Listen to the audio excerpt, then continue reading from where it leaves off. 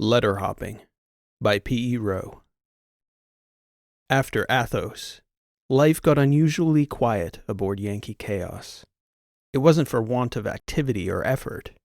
There was nothing Carolina and the crew wanted more than the next crucial piece in the puzzle they were desperately trying to put together. They'd learned more than they ever imagined they'd know about the origins of the war. They even had the particulars: money exchanging hands, the dates, even some of the names.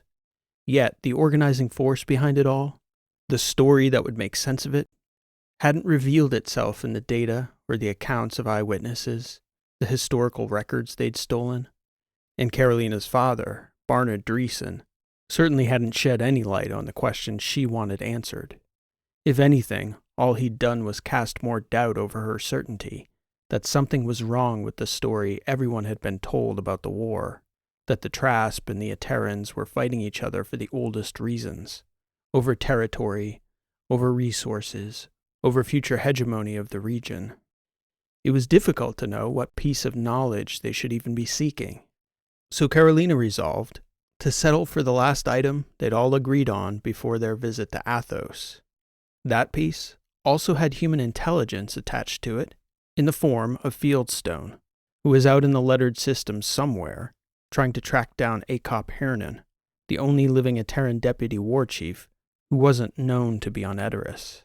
Or at least Fields and Transome thought he was still living. And if he was, Fields had been confident he could find him, even in a vast swath of star systems as enormous as the letters. The trouble Carolina and crew had been dealing with was finding Fields again, even with the crafty old Ateran major dropping breadcrumbs for them to follow. Letter hopping was what Wren and Soch called it, familiar territory for two former members of the Letter Select Service. They'd gotten shipped around to hotspots more times than they cared to remember during their years in the military. Transome had done his share of letter hopping as well, albeit far more quietly than the others. Carolina was starting to knock letters and systems off her list. Kappa Rhodia, where they dropped off Fieldstone before Athos. Alpha Origi before that, where Carolina had a few vivid memories and a souvenir in the form of a leg wound from a bolt round at Ashvidal. And that was only a marginally worse memory than her trip to Pax Heavy in the outer betas. Since Athos, fortunately, their stops hadn't been quite that eventful. They'd picked up Fieldstone's trail and lost it again, 4 times over nearly 4 months. Carolina now had 7 more letters on her list. A Lambda, 2 more Kappas, Anor and Mafinga, a Beta, 3 Alphas, and even a stop in the nearly vacant Deltas.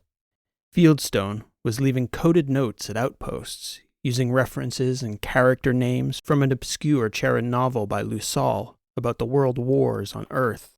Old-school spycraft of the kind he and Transome liked. No way to crack it except to know, and nobody else could know but those two. Still, what they got was usually vague. A hint of jasmine, a building made of concrete and stone, Jeremiah Youngblood, Fish Creek, Coffee at Midnight, Himmler, Pine Martin, Elizabeth Harris, the Jesuits, and somehow Transome would disappear for 15 minutes and come back with a list of places Fieldstone had checked and come up empty, as well as a list of possible places he thought Acop Hernan was likely headed. Even the Mycons couldn't quite figure out their methodology completely. But Fields was certain now that Hernan was out in the letters, and that he was moving around, never settling in one place for very long. They were on the 3rd possible system from the last valid update they'd gotten from Fields over 6 weeks prior, Nix. There was some debate, even within the system, whether Nix was an Alpha, a Beta, or an Indy. But following the outcome of Carolina's meeting with her father on Athos, and the fact that no one had bothered the Yankee Chaos in several months, the crew had grown complacent. When Transome went out to the drop location to see if Fields had left a message, Wren attempted to sneak off the ship without an escort. The Mycon clone caught her on the outpost's security feed about 100 meters into the concourse. Carolina sent Soch chasing after her. Wren could hear his metal leg clunking up behind her in a rush. "Really, Soch? You're going to chaperone me while I shop for underwear?" "Not my call, Doctor," he said. "Talk to the captain." He handed Ren an earlink. Ren, what the hell? Carolina asked from the flight deck of the Yankee Chaos as Ren popped in the earpiece. Sneaking away is one thing, but deliberately dropping comms? I couldn't exactly sneak away if I were carrying a device now, could I? What are you sneaking away for, Ren? It's not like Soch or Harold have a busy afternoon planned. I shouldn't need to go through chain of command to go off ship, Carolina. We haven't been bothered in months. At some point, it's appropriate to take down the alert level. And I'm tired of asking permission, frankly. I've done far more than enough of that in my life. I don't need to be answering to you or Soch or Transom or anybody else. Maybe so. And maybe I'm not the one best suited to make the call when we should ease up on security. But neither are you, Doctor. Not without a conversation, at least. Take Soch with you, and we'll discuss it among the group on ship. This is bullshit, Ren grumbled, handing the earpiece back to Soch. He popped it in and stood beside Ren for a few seconds, nodding as Carolina relayed her orders. Still want to go, Ren? He said to her as he tapped off the earbud. Well, I suppose if I must have a chaperone, I could do worse. Soch smiled. I read there's a good noodle place on B-Deck, after you're done shopping, of course. I could be talked into noodles, Ren said, nodding. Yep. That would not take much convincing. The outpost at Nix, nearest the incoming airfield, was little different from 100 other places in the letters with similar services. There were shops for staples and provisions for long haulers, and there was a cargo hub adjacent to front-facing consumer areas that the capital city magistrates kept well segregated. That way their visitor and tourist segments looked far more appealing than many similar outposts. A few more amenities and posh hotels, and the outpost might blossom into a genuine destination for regular people one day. But for experienced letter hoppers like Ren and Soch, Nix was no different from 100 other outposts strewn about the letters. Shops, hotels, restaurants, suppliers, travelers, and locals. Deja vu. Ren got her shopping done fast, and figured, as long as she had to have an escort, at least they should both have a decent time. They got noodles, had a few beers, and were walking back through the shops, occasionally popping inside to check out something that caught either Ren's curiosity or Soch's desire for something either alcoholic, sweet, or both. They couldn't resist entering a chocolate shop, whose inviting aroma had been calling to them from down the concourse. While she was browsing, Transom pinged Soch to check on their status. Ren continued to browse, completely unaware that she'd stepped out of her escort's line of sight while he was distracted. Suddenly, a man was directly in front of her, so large and so terrifying that the sight of him left her breathless, unable to react. She froze, fixated on his menacing face, a head taller than Soch or Transom.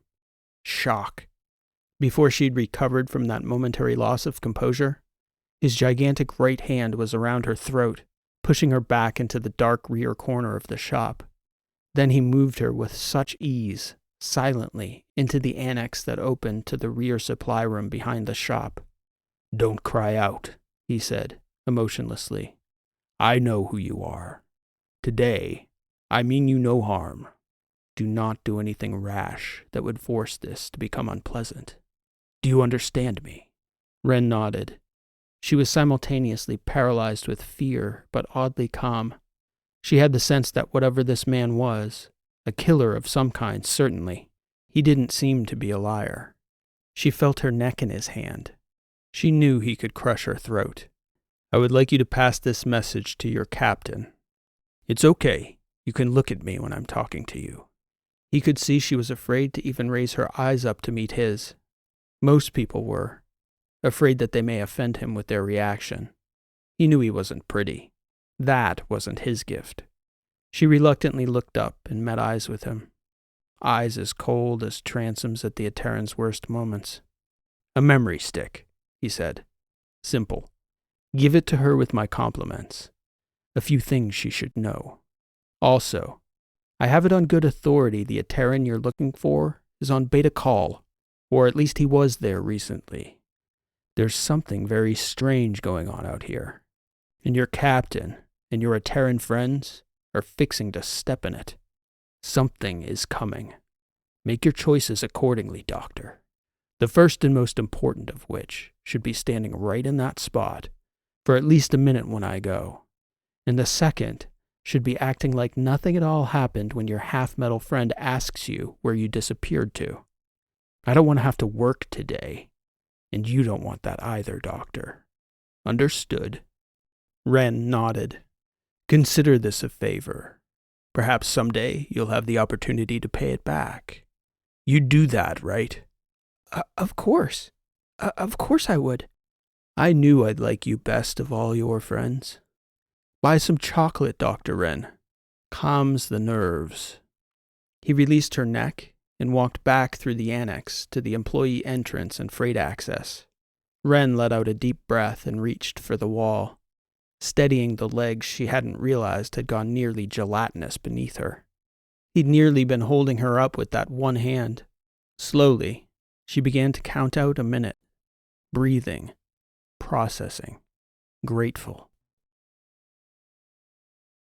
Ren waited until everyone was back aboard Yankee Chaos and underway before telling Carolina about the encounter. About those security measures, she said to Carolina, who was strapped into the captain's chair aboard the flight deck. What about them? Honestly, Ren, can't this wait until we jump out? I know it's frustrating, but... No, Carolina, Ren interrupted. There was an incident. An incident? What do you mean? Soch didn't say anything about an incident. Ren pulled herself down to the seat beside Carolina and buckled herself in across the waist. Soch didn't say anything because he didn't know. And I didn't say anything to him because I like him. And I didn't want him to end up dead because I couldn't keep my cool. Ren? Someone approached me. Well, not someone. He was pretty much like the living incarnation of all your greatest fears sprung to life in human form. Is this a joke, Ren? No, seriously, Carolina, the guy was terrifying. Why am I just hearing about it now? That's why you're just hearing about it now. That's what I'm trying to tell you. He told me to keep my mouth shut and give this to you. Ren passed the data stick to Carolina. I got the feeling that if he'd had any motivation to hurt us, we'd all be very dead.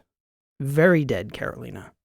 I don't know why he didn't want to kill us or what he wanted from me other than for me to hand you that. And to be honest, I didn't ask in the moment because I was too absorbed in the very real struggle to control my bladder. So apart from telling you that you were right about keeping the security measures in place and handing you that data stick, I don't have much more to add. Oh, wait. He did say one thing that was important. Or at least I thought so in the moment. I'm going to have Sebastian and Mycon debrief you, Ren. Well, fine, I guess. But Carolina, he said something strange was happening. Like in the letters, I guess. Something building. Or maybe he said something was coming. Anyway, that's it. Oh, and he said Fieldstone is on call. Is that all, Ren? And where's call, by the way? In the betas. And yeah, I think mostly that's it. But on second thought, I may be underselling the degree to which I glossed over most of the important things. He was really scary. I almost peed. I wasn't exaggerating about that. Beta call? Mycon will know. Sebastian, Carolina said over comms, will you come up to flight, please? I need you and Mycon Prime to debrief Ren.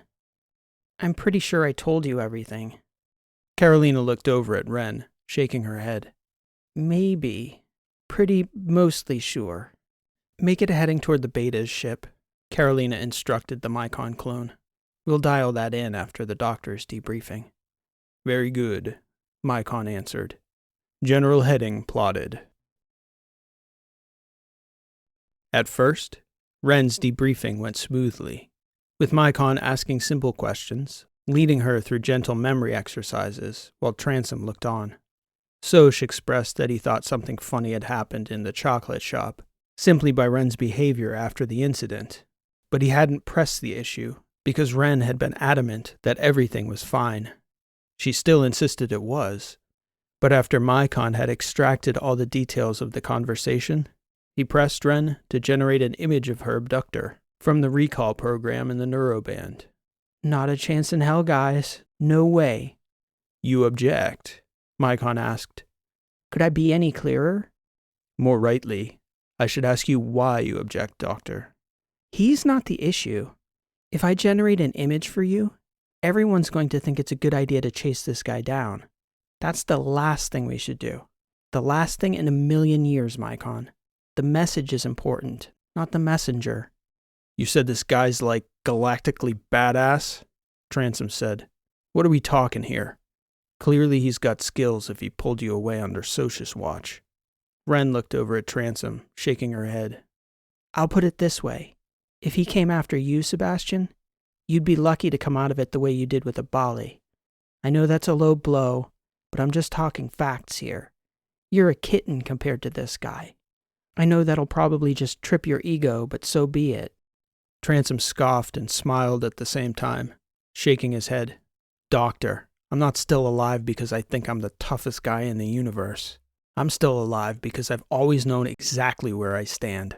There are definitely fights not worth having. This is one of them. Okay, that's fine, Transom said. None of us have a death wish, which is exactly why we need to know what's motivating this guy. He tells us we can find fields on Beta Call, and maybe that's true. Or maybe it's true that he knows there's something else waiting for us there. Trust my instincts on this, Sebastian. If he wanted us dead, we'd already be dead. Transom shrugged and looked at Mycon Prime. What do you think, Bolts? He surely could have killed the Doctor, and likely gotten the jump on Soch as well. If he knew who Wren is, then he likely knows about the rest of the crew, or at least some of us. Beta Call was in Fieldstone's drop 2 notes ago. We didn't go there because it was third on the list, but the odds of this guy pulling out a random place that was in Fields' notes? Transom shook his head. Minuscule to non-existent. The question is whether we'll be flying into a trap if we go there. Mycon stated. I would still prefer to identify your assailant, Doctor. That would help us to determine how to proceed. Unnecessary, Carolina said, floating into the atrium from the foredecks. I have an idea what his motivation was, at least in approaching Wren. I doubt he had any intention beyond passing on information that he happened to have regarding Fieldstone. Care to share? Transom said as Carolina approached the table and pulled herself down. Carolina sighed. For now, no. His message was for me personally. I'll share it if it becomes relevant, but I'm confident he has no ill intent. It's as Wren said, if he did, we wouldn't be here having this conversation. We'd have been dead a long time ago. I've ordered your clone to set a course to Beta Call, Mycon. I'll leave it to you, Sebastian, and Soch to work out a probable location to start a search for Fieldstone when we arrive. Wren's assailant is to be strictly forgotten. Galactic badass, Transom said, raising his right hand to his brow and saluting. Aye, aye, Captain. I will say, Wren added, that I'm getting the feeling all this quiet since Athos. I think it was just an aberration. The calm before the storm. I hope I'm wrong. Transom, Mycon, Soch, and Carolina spent some time en route planning for Beta Call. Their tactics for reacquiring fields were well practiced. Ingress and egress were always Transom's focal point. Fieldstone would have to arrive and depart from defined funnel points if he were traveling commercially. From there, he'd likely be searching for Acop Hiranen in a finite number of suitable locations for an Eterran war chief in exile. Those hotspots would be on the list of places to visit as well. And, given this was their hottest lead in months, only Carolina and Wren would remain on ship. Carolina to coordinate, Wren because she didn't feel so adventurous after their last stop. Call was a well-populated planet by letter standards. Not nearly as populous as Helenia, Athos, or Iophos, or even Port Cullen or some of the Indies. But any planet where people could breathe the air and otherwise not be crushed by a dense atmosphere or weighted down by an oppressive gravitational pull tended to attract settlers, and settlers generally came with an expansive vision, if not for the settlement, certainly for their own lives. Beta Call, like many similar planets in the letters, offered people the opportunity to put that vision into practice under a real sky, on real land, with real air to breathe. so people came in droves. The commerce, travel, and growing communities offered ample opportunities for someone to genuinely get lost. Unlike stations or cylinders, or more established planets with clearly defined travel corridors and approach enforcement, a ship could set down in the wastelands here without much trouble. So it was possible Hiernan was hiding on call in some obscure outpost. But Mycon and Transom began their search for Fieldstone around the two spaceports and their landing fields. The Mycon clone spotted Fields 5 hours after Yankee Chaos landed. He popped up on the specific facial recognition filter the Mycon was running on the planet's open camera feeds. Fieldstone was in the southern city of Sangoi, just outside the second largest landing field on the planet. From there, it was just a matter of hours before Transom, Soch, Mycon, and Harold managed to locate him in a crowded market. He wasn't alone. Fieldstone made a friend, Transom announced to Carolina over comms. "How much does she know?" Carolina asked. "Way to cut right to it," Transom replied. "I hope you'll be a little more hospitable if we decide to bring her aboard." "Given recent circumstances, can you blame me for being cautious first?" "Fields vetted her. Mycon is verifying her identity and background through the city's network. We won't bring her back if anything suspicious pops up, but Fields says she's solid, so I expect her to check out." "And he expects her to come with us?" "Look, boss. He's been on a unit his entire life. I'm a rare case of a solo operator, but Fields is used to being around people. He's been out here for months, so it makes sense." "I need to account for whether it makes sense for us, Sebastian." "Our ship is half empty, and she seems all right. It's a spaceship, Carolina. We can always dump her somewhere later if she's not worth the trouble." "I want you to vet her seriously, Transom. Don't just wave her through because Fields says so. We can't afford mistakes. Not in the personnel department." "Roger that," Transom said. "Heavy scrutiny incoming, boss. We'll see you in a few hours, whether she clears or not. I won't get too heavy into the details, but Fields says we're on our target. He's out here." "Very good," Carolina said. "Please tell Fieldstone we're looking forward to seeing him again. It's a relief to finally reconnect." Carolina kept them all waiting in the atrium during takeoff. She didn't want to sit out there on the sands of Call's southern airfield for very long, with the ship powered down. She discussed it privately with the Mycon clone. There was danger that Fields could have been seen by Hernan's people and followed.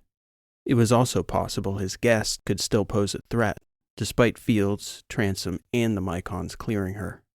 It did them no benefit to sit on the deck when they could just as easily be safe in space, with a clear line of sight until they got their plans straight. Hospitable it wasn't, though. She found Fieldstone, Transom, and Soch strapped in at the atrium table with their guest when she came floating in about an hour after takeoff. The room got instantly quiet as all eyes turned her way.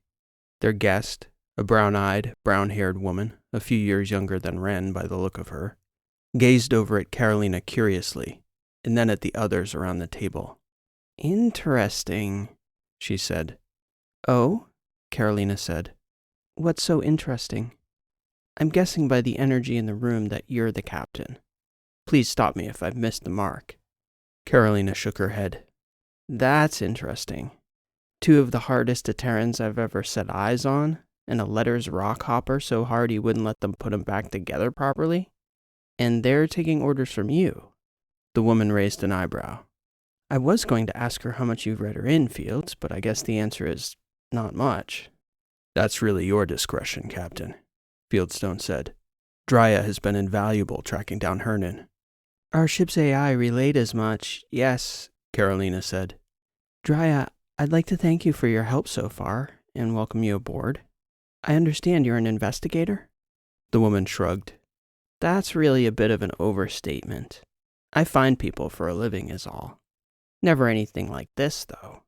I've never seen so many." Drya paused and looked around the table. "Let's call it a unique group of people you've put together here, Captain. Fate's got as much to do with it as I have, that's for sure." "So you haven't told her, anything?" Soch asked, looking over at Fields and then back at Carolina. "Not even..." My name? Carolina said, looking at Drea. She shook her head. I just knew there was a captain. Fieldstone didn't say anything about you. They're pretty good at keeping their mouths shut, these Aterans, at least as it comes to tactical matters. But I can see why these boys jump when you say so. There's a little more to it than that, Transom said. How about you get us started, old man?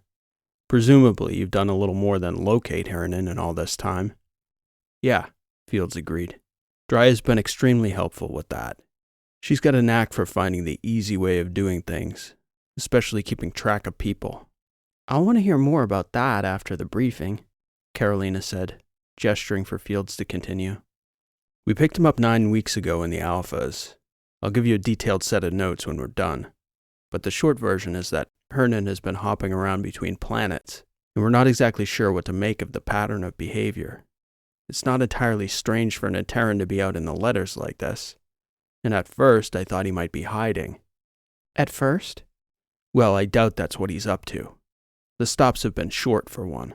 A couple weeks here, a couple weeks there, and even that wouldn't be so odd for such a high-level official if he were hiding, moving from safe house to safe house. If he'd really run afoul of the high command, I wouldn't really want to be so stationary either until I was 100% sure of the setting. But the thing that bothers me is his people. Drea's been close enough to put eyes and cameras on them twice, and I'll confer with Sebastian on the video for his take, but mine's this. These guys are operating out here, planning something. I'm almost certain Hernan's in play. What makes you so sure of that? Transom asked. Fields shook his head. My gut, mostly. But I look at the way they move. It wouldn't be so unlikely for a guy like Hernan, if he were to go into hiding, to take like 5 or 6 loyal guys, his guys, to run his security for him. A cushy retirement for everyone. But Hernan has been out here for some time, and these guys, I've watched them. They're razor sharp. The way they walk, they move, they scan a perimeter. No. If this guy were just hiding, I just don't see it. His guards are operating. He would have the best to choose from, Transom suggested. Even the best, when they retire, still look retired, Fieldstone insisted. These guys aren't on a sunsetter. That's not all, Drea said. I noticed they're only jumping to and from planetary outposts. And fine, it's a little easier to get on and off worlds like Call and Petros without anyone noticing. But if I wanted to hide, I'd poach an identity and vanish into some innocuous little residential cylinder group and never be seen again. Disappear. I might be able to find them given enough time, and maybe people in my line of work could, but few others. The thing you can't do inconspicuously from megastructures that you can do from planets is move people and weapons and even bots. That's the gut part of it, Fields continued. I don't have any direct evidence for it, but I can feel something coming out here. Almost every place we've stopped, there's that feeling in the air. Things just a little too quiet. People uneasy. What's your sense of it? Transom asked. ACOP Hernan doesn't look like a man in control of what's coming. I think they've got some intelligence about a move coming. Human intel or catch calculating something.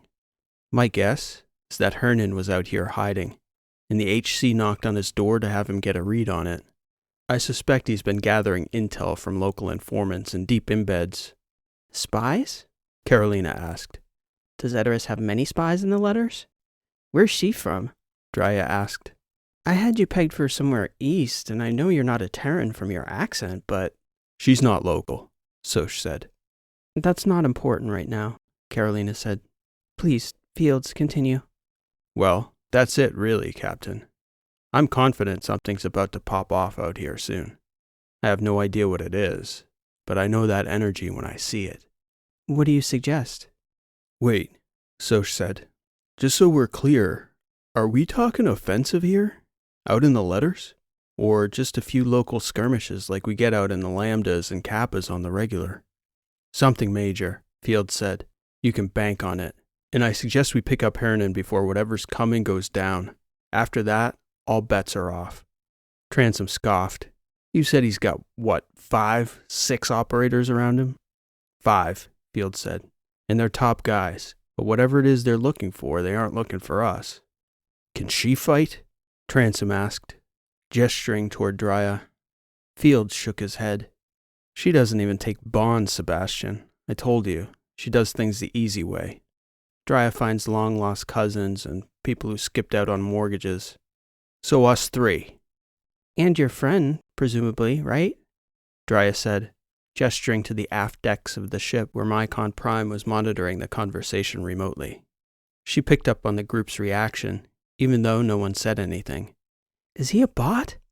That shell he's running. Whoa. He looks human. I've never seen anything like that. He's from back east too, Carolina said, grinning. Well, that's a lot to think about, Fieldstone. Alpha Petros is a few days out. Get your notes to the ship, please, and we'll continue this discussion as we get closer. Nobody had been to Petros, not even Soch, who'd been to more planets in the letters than a fair amount of deep space couriers.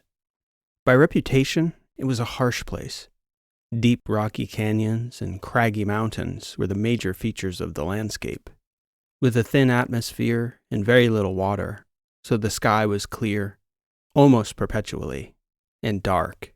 It was cold and required a nanosheet to breathe almost everywhere on the planet's surface, except for the 3 deepest impact craters. Each of these massive flat-bottom bowls were distinct municipalities, population-dense cityscapes, the 2 smaller of which were covered over with vast nano-diamond filament domes that were as much to protect against incoming particulate matter as to retain the thin atmosphere that did little to shield against that low-probability, high-cost threat. Petros would never be a high-value planet without serious terraforming efforts, and so far, in its history, nobody with serious resources and know-how had seen Petros worthy of those efforts. This was a place for deep space miners, grunts, workers, and the support services that catered to the taste of such folk. My guess is that you and your people will stand out down there, Drya told Carolina in a briefing. Honestly, if we need to go in, I don't even think Fields should come with me. Soch could pass, and maybe the Herald, but not even that other bot. I thought you said you haven't been there, Transom said. I haven't, but I know these outlying alphas. Trust me, we're close enough to the Protectorate. The second you and Fields open your mouths, you'll get noticed, and not in a good way, Sebastian. What about Hernan and his people? That should make it manageable for me to find him, Drya said. Carolina was still skeptical of Fieldstone's new friend, but her experience finding people who were tough to locate had already proven useful to Fields in quickly picking up Hernan each time he jumped worlds. Carolina invited her up to the flight deck to teach her some of the tricks of the trade as they were approaching Petros. Drya began by syncing her notepad with the Mycon clone's location algorithm. She had data categories that people outside her line of work wouldn't think of, and importantly for this stop, she had access to data for the landing fields. That sort of information would allow the Mycons to scan the landing fields for all the ships parked above the rim of the craters. According to Fields, Drya told Carolina, Terrans like to run in certain types of civilian ships when they're sneaking around out here. They switched out Hernan's ship about a month back, but odds are good he won't have any suspicions anyone's onto him. We should be able to ID his ship from orbit. Then it's just a question of finding him in the city nearby. Mycon? Carolina asked the ship's clone. Drya is correct, he said. A high likelihood. Wow. A genuine Mycon and that other bot? Mr. Perfect back there? What are you doing on this ship, young lady? Drya said, pausing and then putting up a hand. You know what? I'm not sure I want to know. I've really stepped into something with you folks, haven't I? Carolina exhaled and shook her head. Maybe. Yeah, probably we all have. I've never met 2 Terrans like that. I took one look at Fields and whoa boy, they don't make many like him. Not in my parts. I had to get to know him. I'm not sure there are many like him anywhere, even on Edoras. And they both want to get close to this retired war chief, but they're Terrans too. I don't know what Fields must have done that he can't approach his own, but that's something else I probably don't want to know, right? I would like to know something, Captain, if you can tell me. Sure, if I can answer. Are we going to end up dead? I mean, like high likelihood? Carolina smiled. Doubtful. She paused. Well, Carolina sat for another moment, considering. that's not a good sign. Drya laughed.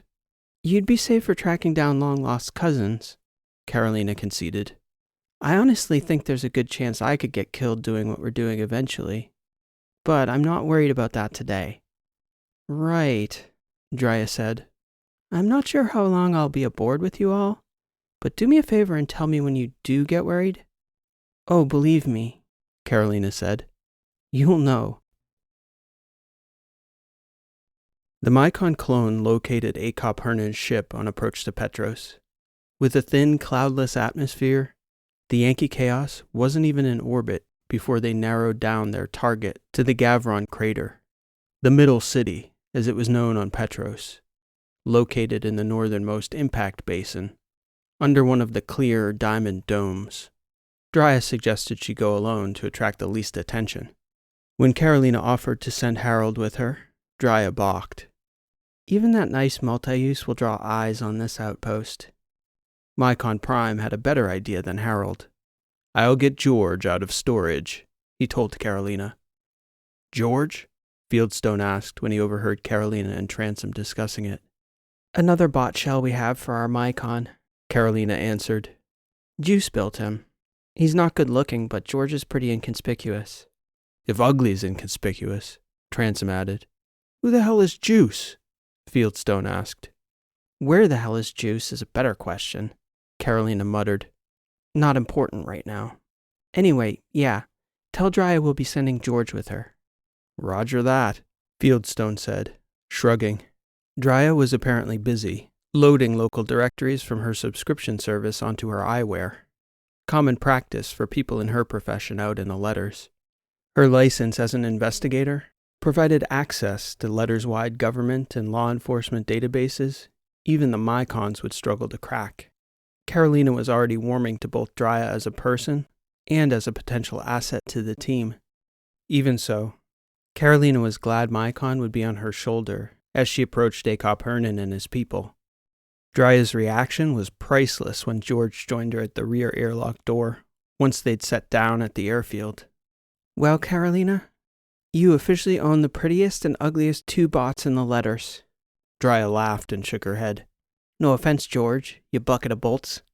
She, of course, had no idea she was speaking of the same AI, who piped up, I shall follow your lead, ma'am.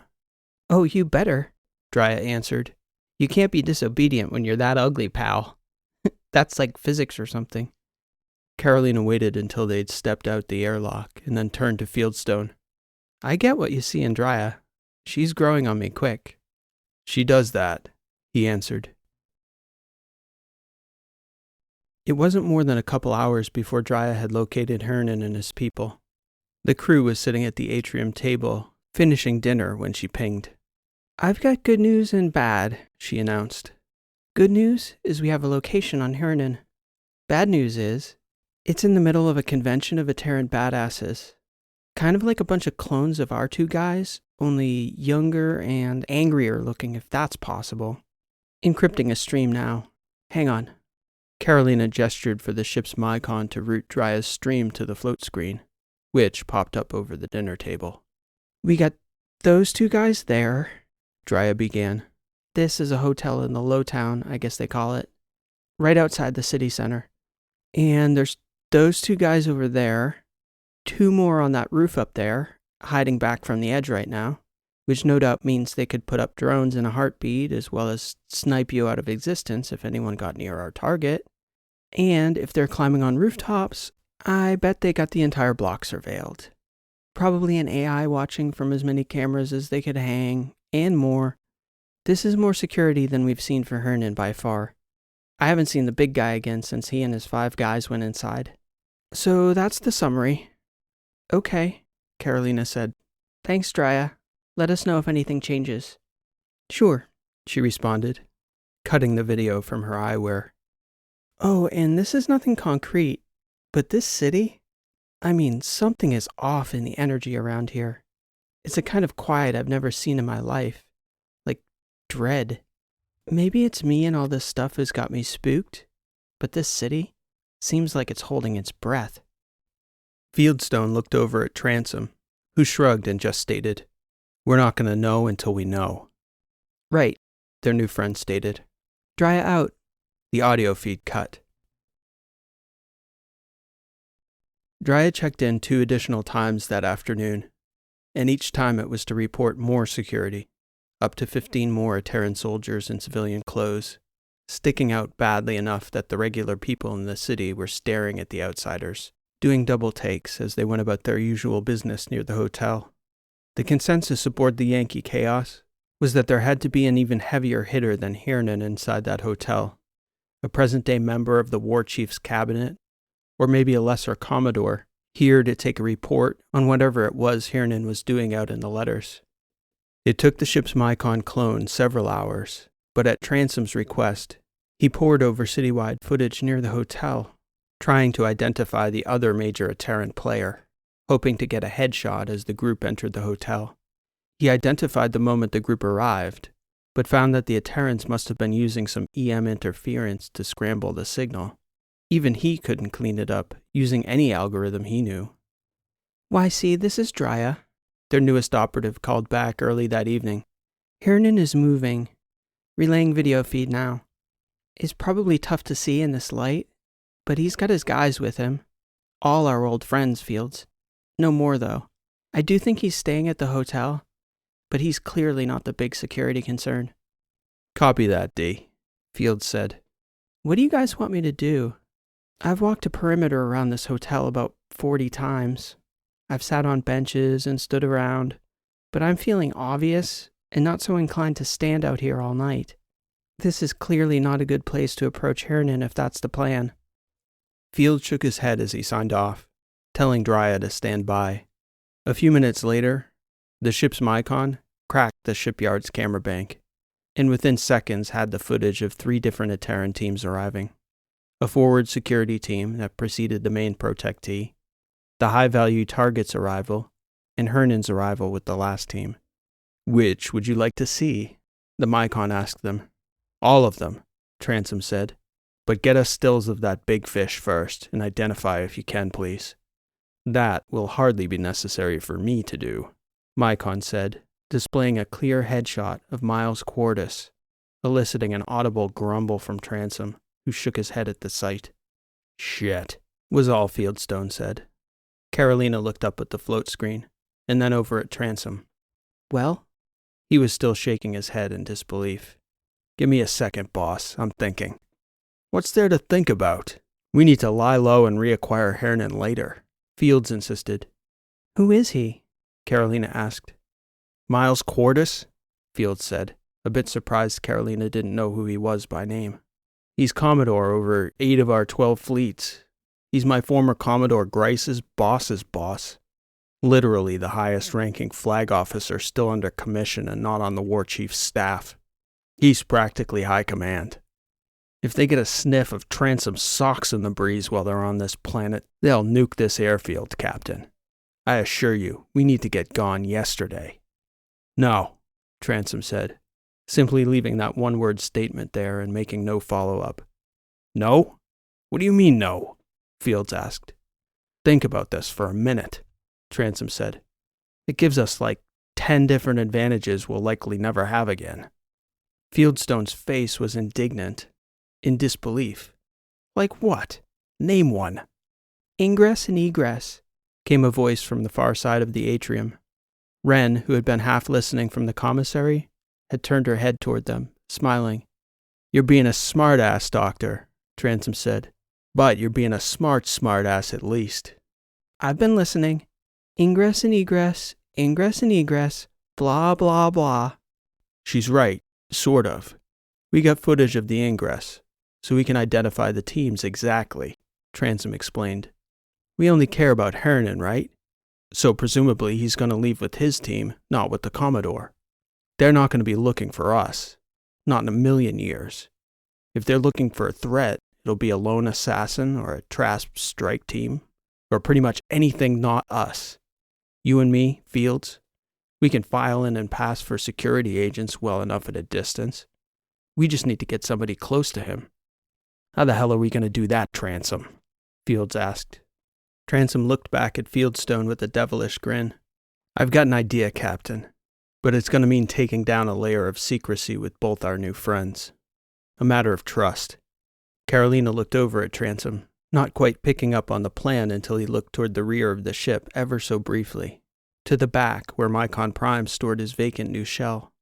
Oh, Carolina said. Oh, interesting. That might work. You said your new friend likes to do things the easy way, Fields, Transom said. No easier way than having our target walk right into our airlock. That I'd like to see, Transom. You pull that off and you'll be worth your reputation. It'll take some work, Carolina said. Let's get Drya and George back aboard so we can start to run through this. When Drya returned, Carolina and Transom met briefly on the flight deck, with Mycon Prime participating in the discussion remotely. They had questions about how well that new body of his mimicked humans. Clearly it was a close enough representation to fool Drya into at least having questions. It also helped that the human avatar he'd chosen wasn't exactly a Mycon shell look-alike.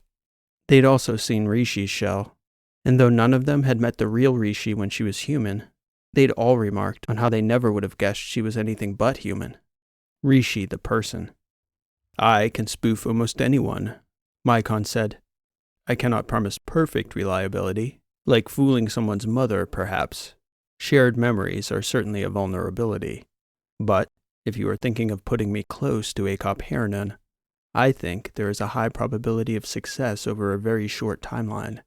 What do you need? Transom asked.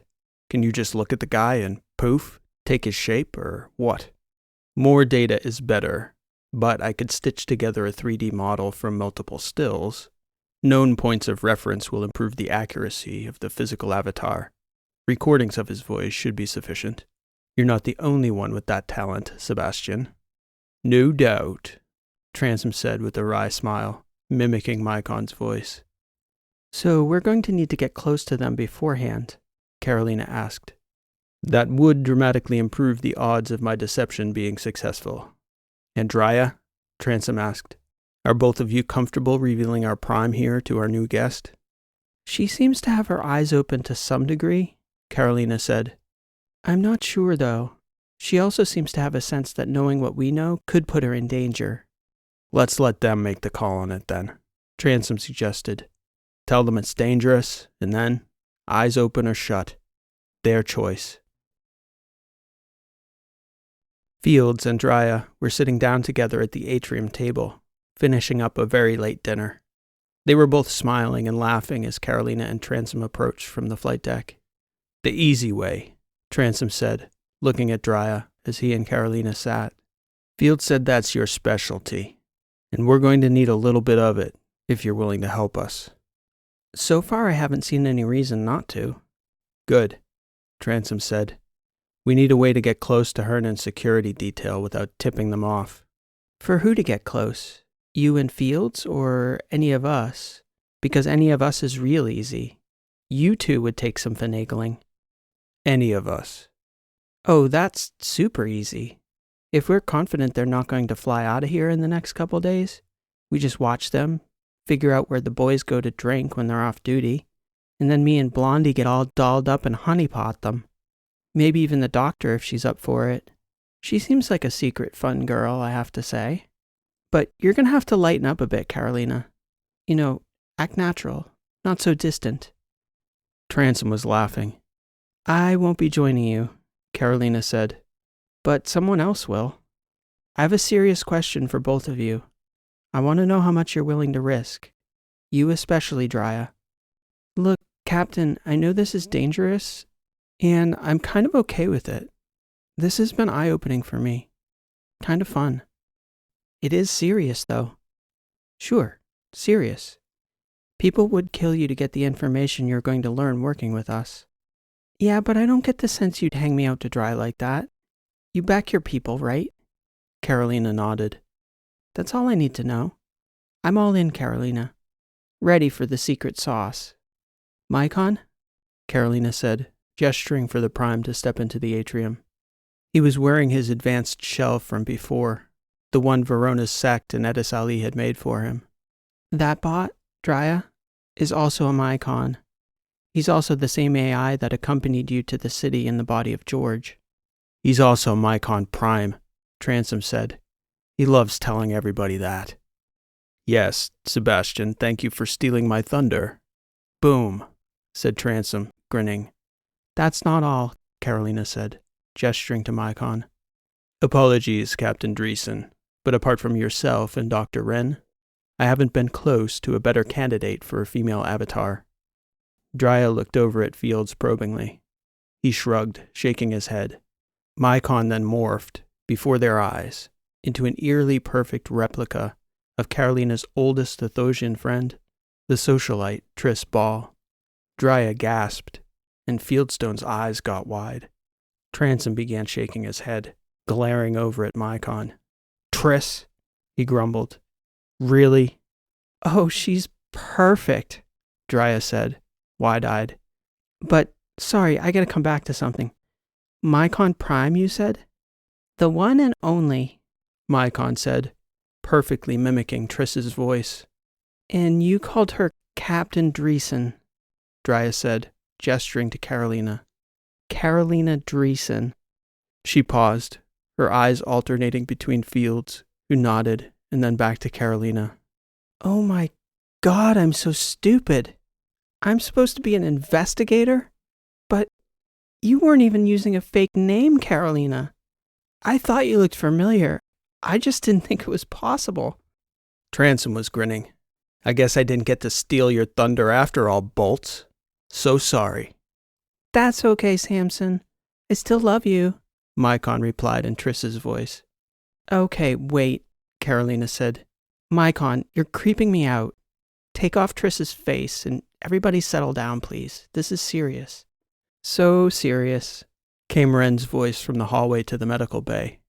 She was standing there beside Soch, both of them practically doubled over laughing. Transom was glaring at Mycon, shaking his head. Welcome to the team, you two, Soch said, half smiling.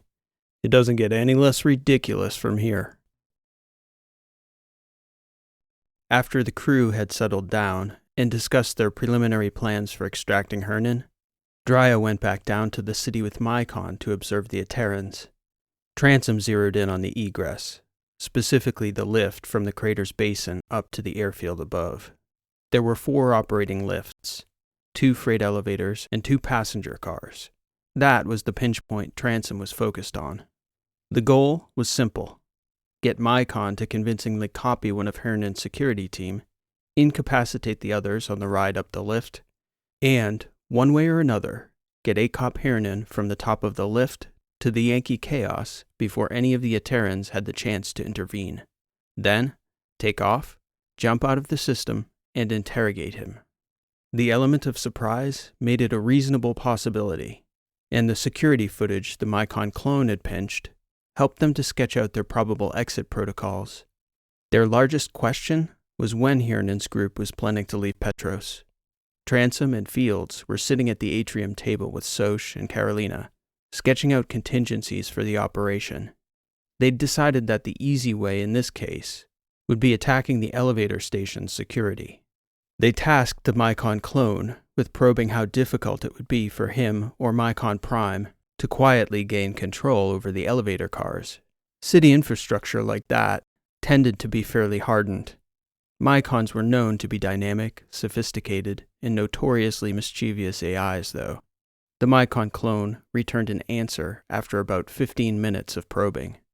I will need 40 minutes lead time to seize control undetected.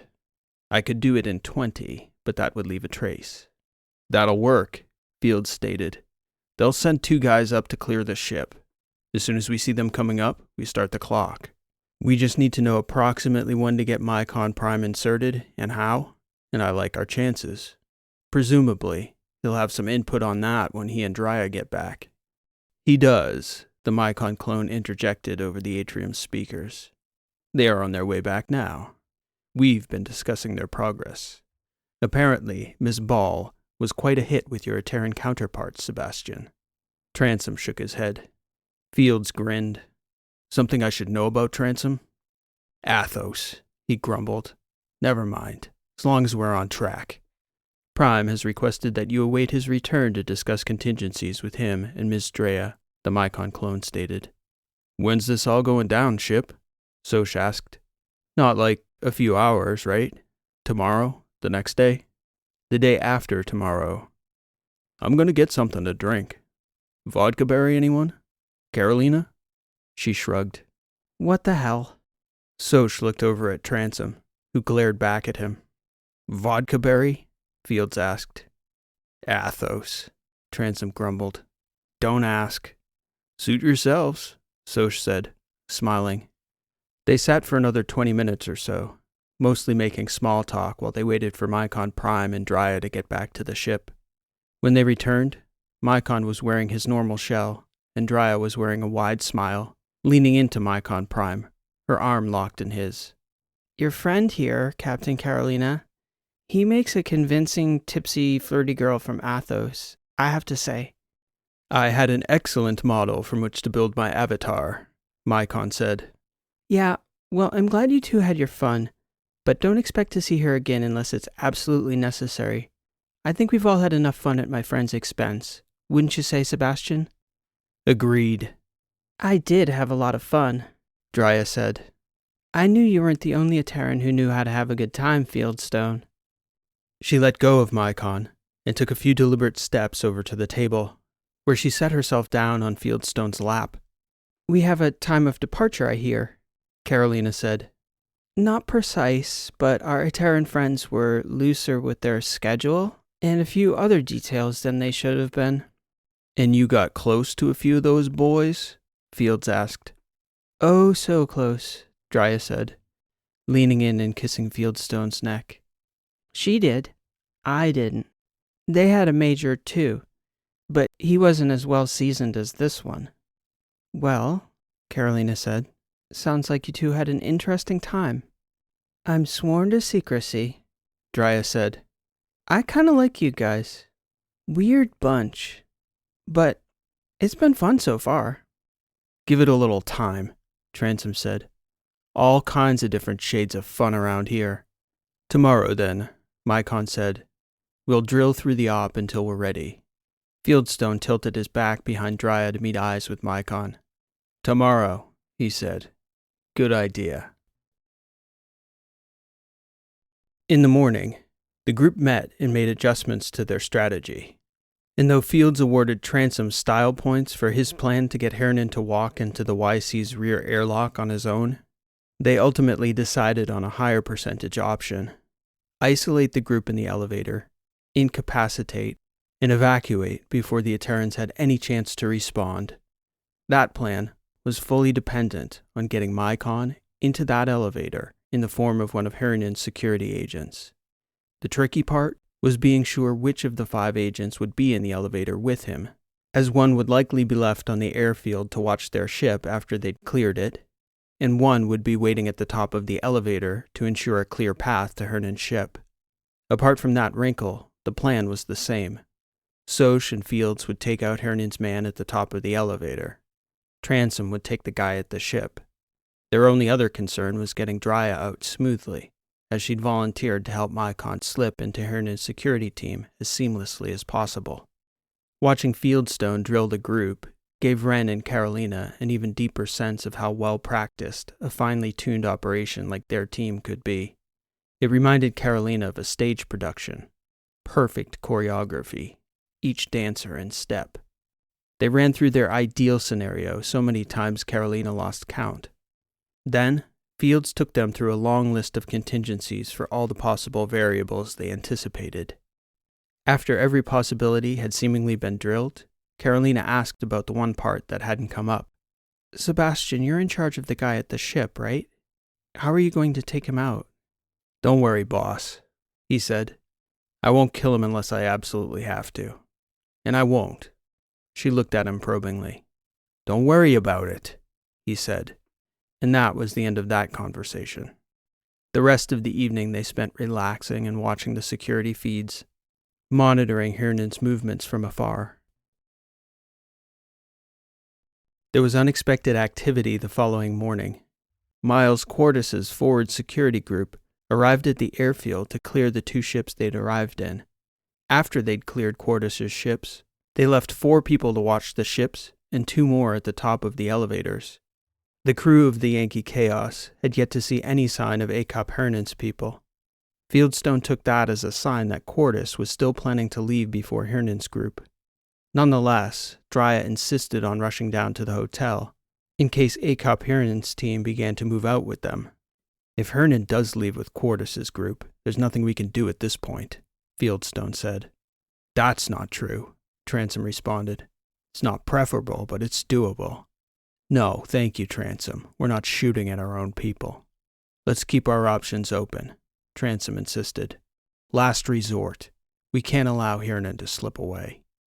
Run the op, Carolina stated. I will make the call if it comes to shooting. Roger that, Captain, Transom said. Drya and Micon stepped out. She, dressed in civilian clothes. He, dressed similarly, atop a shell mimicking Triss Ball once again. They hurried down to the hotel, with the Micon clone keeping Prime updated on all the feeds he was monitoring from Yankee Chaos. Drya and Micon Prime made record time from the ship to the hotel lobby, which they entered under the pretext of having brunch. Drya sighted and approached one of Hirnan's forward guys in the lobby. He was clearly focused, working, and had no interest in being distracted, or at least being seen as distracted by his boss. Drya managed to get him to reveal they were upstairs getting ready to leave. Sorry, the operative said. You girls missed your chance the other night. We're out of here. We missed out? Drya said. You sure about that? Doesn't have to be that way. We are in a hotel. He smiled. You're about 15 minutes too late, but I'm working, so I can't talk right now.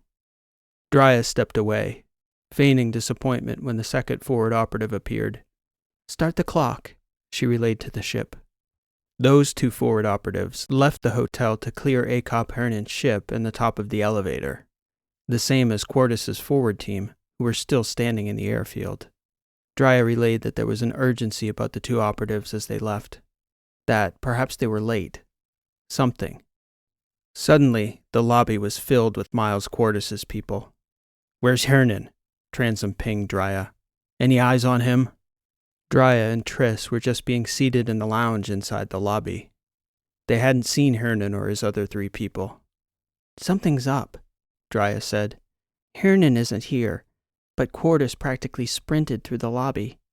The crew, who were monitoring the external hotel feeds from Yankee Chaos, could see that the Commodore's people were already departing. They weren't waiting for Hirnan. I'm going to try to pick up the Major at the elevator, Micon Prime stated in Triss's voice. Hopefully he comes down alone. If not, I'll assume one of the forward operatives' identities. If this goes any more sideways, we're boarding, Carolina relayed. They weren't supposed to be leaving for hours, right? Affirmative, Drya whispered under her breath, casually glancing back and forth between the lobby and the menu she was pretending to peruse. Any idea why they're all running out of there now? Carolina asked. You know what we know, Drya responded. Just then, she caught a glimpse of Acop Hirnan's Major, who signaled to her with a tug on his ear. That gesture informed her that Micon had acquired Hirnan's Major. He's in, Drya said. Prime's in. Hang on. The service bot approached the table, and Drya did her best to pretend to be interested in the menu, feigning indecision. Just then, Acop Hirnan, Micon, and the 2 remaining Ateran security operatives rushed through the hotel lobby to a waiting vehicle outside. I have to pee, she told the bot suddenly, getting up from the table. Sorry. The Micon clone had a vehicle waiting for Drya, who casually left the hotel herself now. Their entire meticulously planned operation had become a matter of timing. Quartus's forward detail, 6 operatives strong, was still on the airfield deck, and Hirnan's 2 forward guys were also heading up the elevator to join them.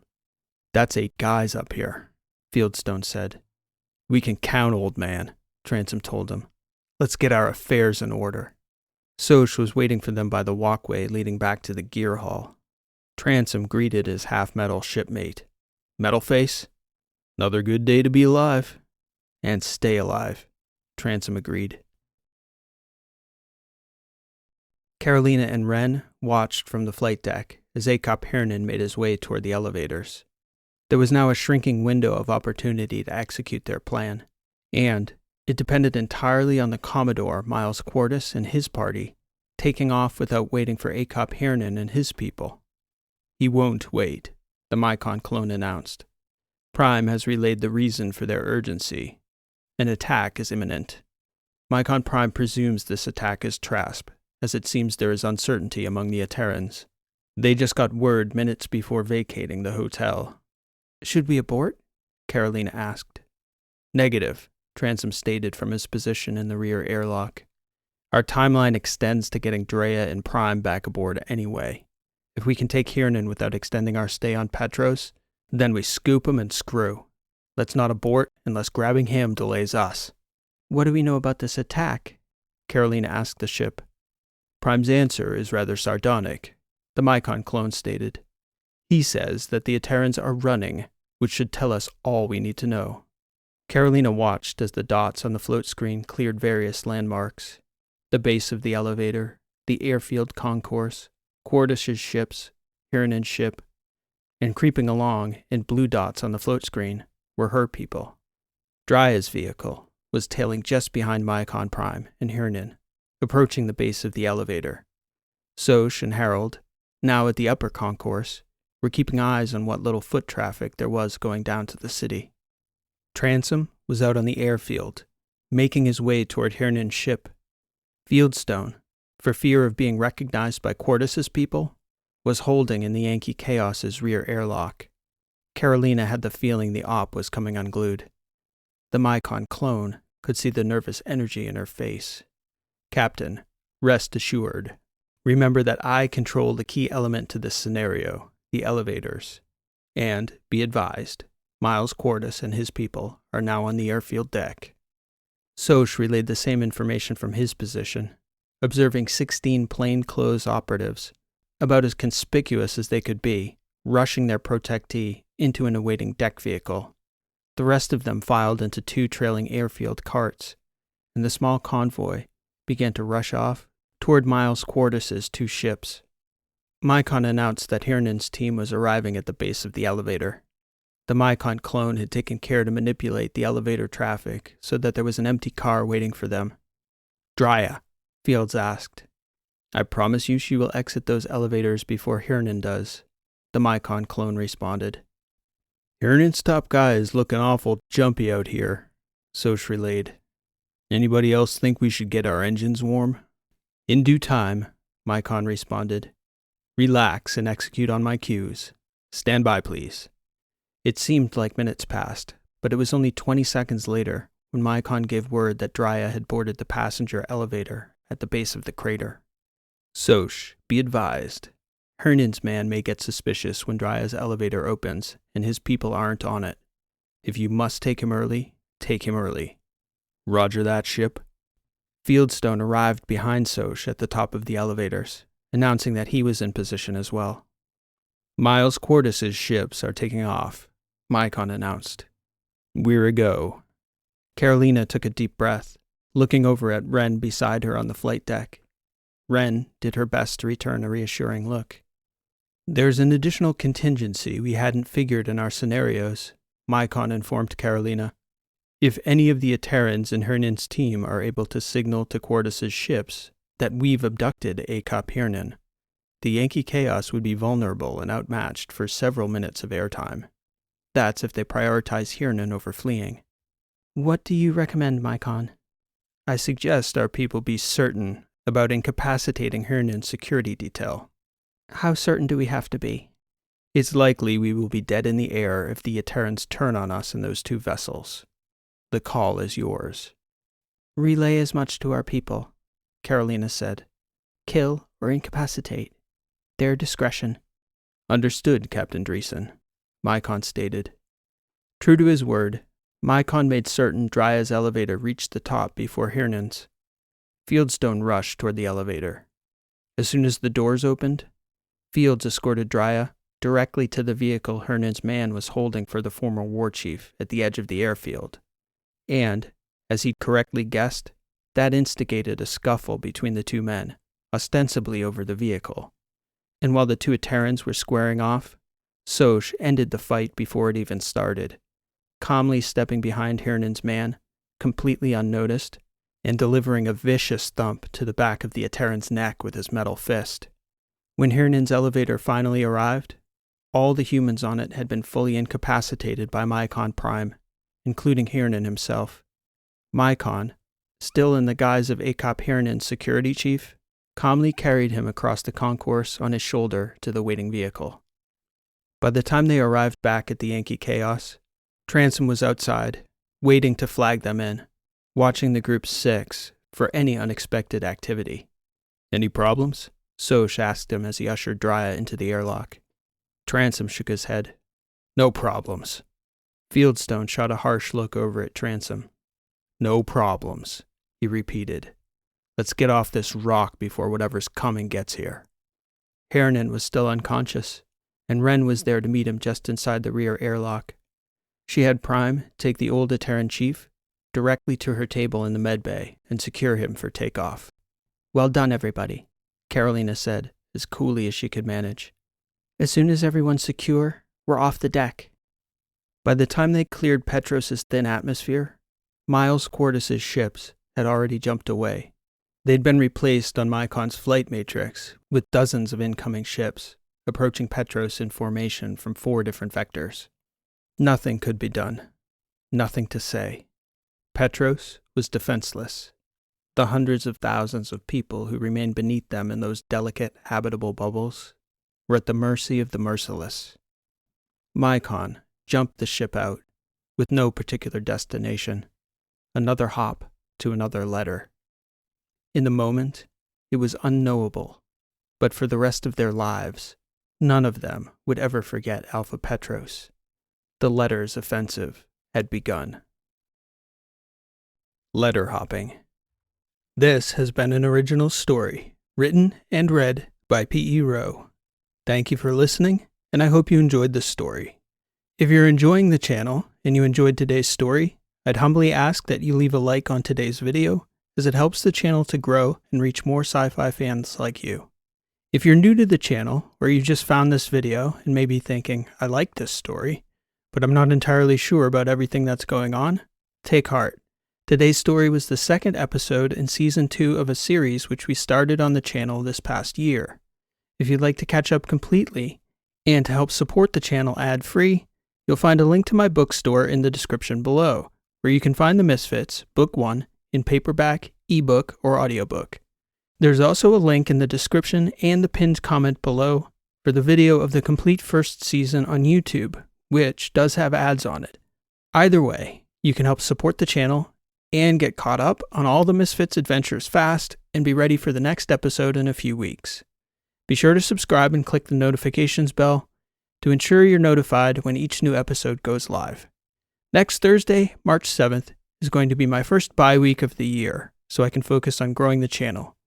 If you'd like to help out so I can continue to publish this work here for free, sharing is one of the best ways to help me get the word out. Thank you if you have already shared my stories. I surely appreciate it. After the bye, we'll be back again, March 14th, with a story on the topic of virtual utopias. And to close out the month, we'll have last month's audience topic poll winner, Deep Space Assassin, and the 3rd episode of Misfits. I hope you'll join us for those stories when they come out. Thanks for listening. This has been P.E. Rowe, and we'll see you next time.